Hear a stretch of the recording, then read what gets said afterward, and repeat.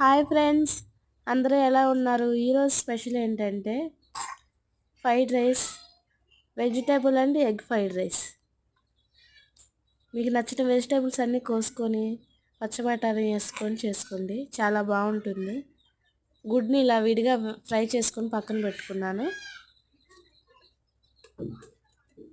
వేగిన వెజిటేబుల్స్లో రైస్ వేసుకొని ఫ్రై చేసుకుందాం. కొంచెం టేస్ట్ కోసం టేస్టింగ్ సాల్ట్.